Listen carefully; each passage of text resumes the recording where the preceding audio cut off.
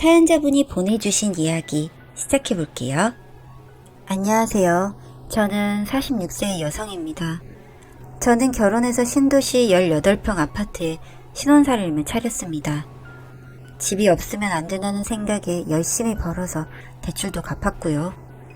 애들이 초등학교 가기 전에 집을 넓혀가고 싶었고 남편은 33평, 저는 27평으로 의견이 많이 엇갈렸습니다.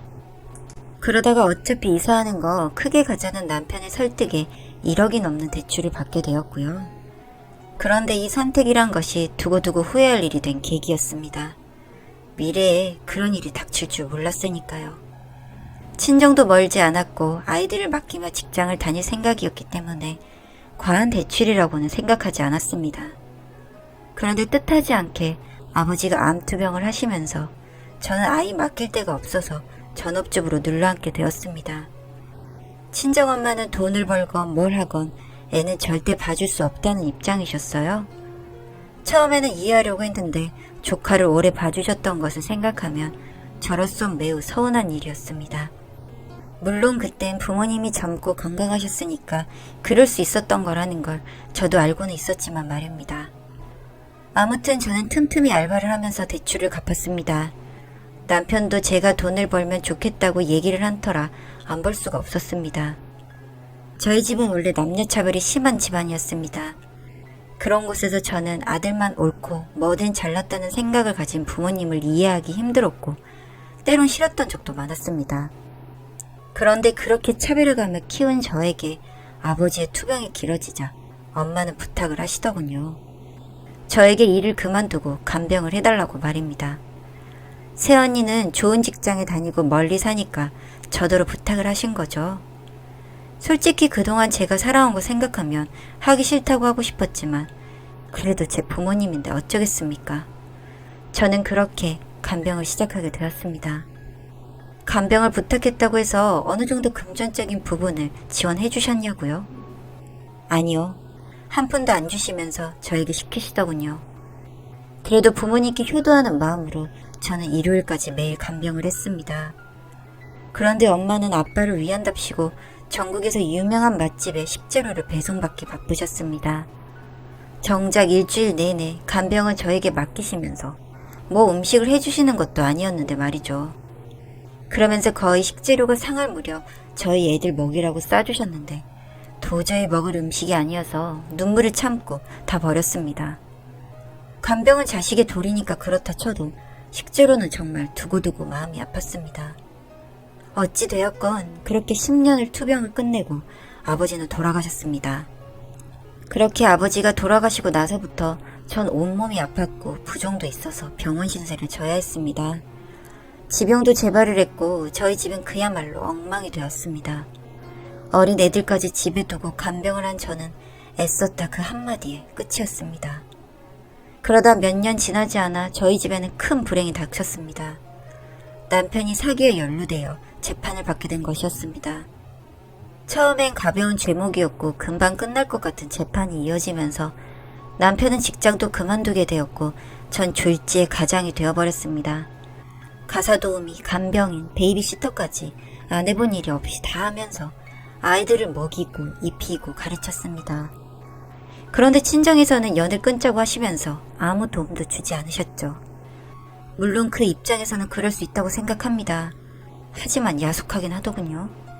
점점 애들 등록금과 학원비가 밀리면서 결국 사교육은 다 끊게 되었고 한 달에 100만 원이 넘는 돈으로 겨우 살아가게 되었습니다. 남편이 공장을 다니며 버는 돈으로는 대출 빚을 갚았고요. 변호사 수임료도 십시일반으로 빌려서 해결했습니다. 울기도 하고 매달려보고 집에 찾아가 봤지만 아무 소용이 없었습니다. 오빠한테는 용산에 10억짜리 집도 사주었고 모든 재산을 명의도 돌려주었는데 저는 이런 위급한 상황에 도움을 못 받는 것이 이해가 가지 않았죠. 집도 돈이 많고 잘 사는데 안 도와주는 건 저희가 창피하고 부끄럽다는 겁니다. 그리고 한 번 도와주면 계속 줘야 한다면서 인연을 끊자는 거였어요. 너무 억울하고 분했지만 전 참고 계속 일을 했습니다. 사는 게 어쩜 이리 지독하게 힘들고 부모란 사람이 저렇게 모질까 원망도 해봤지만 그때뿐이었습니다. 달라지는 건 아무것도 없었으니까요. 남편과의 다툼은 계속되고 아이들은 정신과 약물 치료와 상담을 받으면서 지냈습니다. 밥상에 고기와 생선은 구경도 못했고 쌀이 떨어지면 며칠 동안 수제비를 먹었습니다. 그러던 중에 저는 일하다가 골절상을 입게 되었고 연골도 파열되어 1년 넘게 재활이 필요하다는 진단을 받게 되었습니다. 이런 것을 설상가상이라고 할까요? 전 참고 참다가 눈물을 펑펑 쏟았습니다.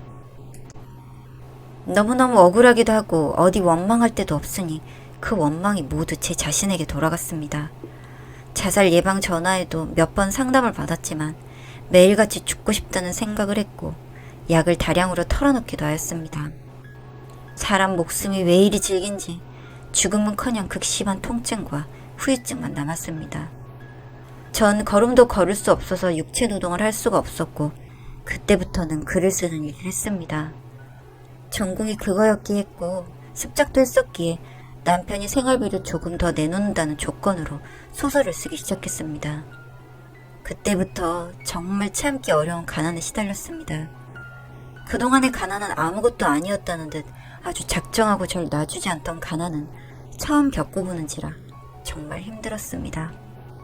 남들이 안 먹는 식재료를 드림길에서 받고 주변에서 나무 딱했는지 김치와 쌀을 주기도 했습니다. 그럴 동안에도 저희 집은 소송에 시달렸습니다. 결국 남편은 더 돈을 많이 주는 지방에 내려가 공장을 다니게 되었습니다. 가족이 헤어지게 된 것이죠. 그나마 그것도 시댁 쪽 친척이 원룸을 얻어주고 소개시켜준 일자리였습니다. 한참 공부하는 아이들이라 사교육비가 들어가야 했는데 큰애는 추가 합격으로 원하는 대학에 붙었고 국가 장학금으로 다니고 있습니다. 둘째는 의무교육이라 학비는 없지만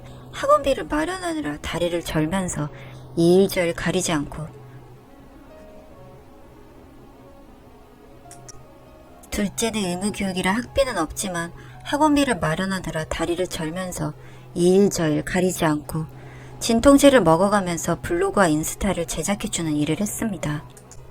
오랫동안 알고 있는 분들이라 넉넉하게 비용을 쳐주셨지만 생활비를 충당하기엔 한참 부족했습니다. 그렇게 시간은 흘러 3년이라는 세월이 지났습니다. 어떻게 흘러간지도 모르게 지독하게 힘들었다는 기억만 남긴 채 세월은 쉽게 가버리더군요. 그 사이 재판은 다행히 잘 해결되었고 비록 돈은 다 돌려받지 못했지만 입에 풀칠을 할 정도로 상황이 좋아졌습니다. 한편 친정과 연을 끊고 살았던 동안 시댁에서는 늘 돈을 붙여주셨고 상대적으로 어려웠던 집안에서 더 애쓰고 걱정하는 연락을 주셨습니다. 전 그때 참으로 놀랐습니다. 경제적인 차이가 심해서 결혼도 반대하셨는데 오히려 고가는 시댁에서 열어주며 쌀이며 반찬도 남편을 통해 보내주셨죠. 친정은 김치 한 통도 없었습니다. 전 그때 결심했습니다. 어떻게든 저 혼자 힘으로 이 고난을 극복하겠다고 말이죠. 그러다가 제 노력을 알아주었는지 소설 공모전에 입상하면서 얼마 되지는 않았어도 도움이 되었고 책을 내게 되었습니다. 이제 겨우 다시 밥벌이를 하게 된 기념으로 아이들과 삼겹살 파티를 하며 저와 아이들은 눈물을 흘렸습니다. 그 사이 친정은 그동안 오빠에게만 올인한 터라 모든 것을 걸었는데 주식에 몰빵을 하고 다 잃어서 퇴진금까지 날린 상황이었습니다. 새언니와 조카는 친정에 가버렸고 협의이혼을 했다고 하더군요. 그렇게 도도하게 절 비웃으며 모른 척하던 어머니는 제게 집에 한번 와달라는 겁니다. 저는 가지 않았습니다. 아니 가기 싫었습니다. 분명히 저를 하녀처럼 부릴 게 뻔했기 때문입니다. 나중에 들은 바로는 오빠는 집을 나갔고 어머니 혼자 어렵게 생활하게 되었다고 하시더군요. 그렇게 힘들어지니 절 찾으신 거겠죠.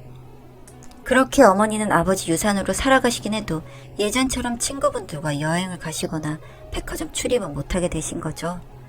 돈보다 외로움이 더 크고 장 보는 것도 힘들어서 밥도 제대로 못 드신다고 하더군요. 연세가 있으시니 인터넷으로 쇼핑도 못하시고 연골염증이 심해서 병원을 다닌다고 들었습니다. 우울증 생겨 약도 드신다고 했고 고혈압과 당뇨까지 얻으셨다고 했어요. 제가 어릴 때 병 치료한다고 소리 지르고 약을 못 먹겠다는 말에 뺨도 때리셨던 분이었죠. 전 끝까지 모른 척을 하고 싶었지만 뇌출혈로 쓰러져 입원하셨다는 말에 4년 동안 한 번도 안 보고 살다가 처음으로 병원에 갔습니다. 저를 보니 그동안 미안했다며 우시더군요.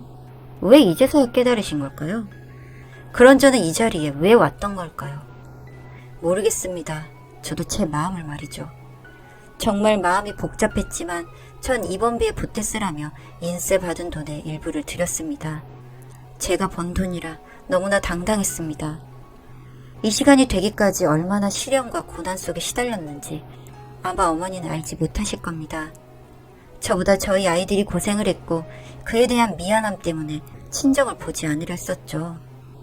원래 정신적으로 약하신 분이었는데 결국 치매도 와서 지금은 요양병원에 계십니다.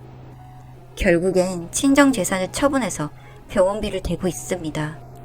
그렇게 의지하던 오빠는 지금 어디서 뭘 하는지 알 수도 없습니다.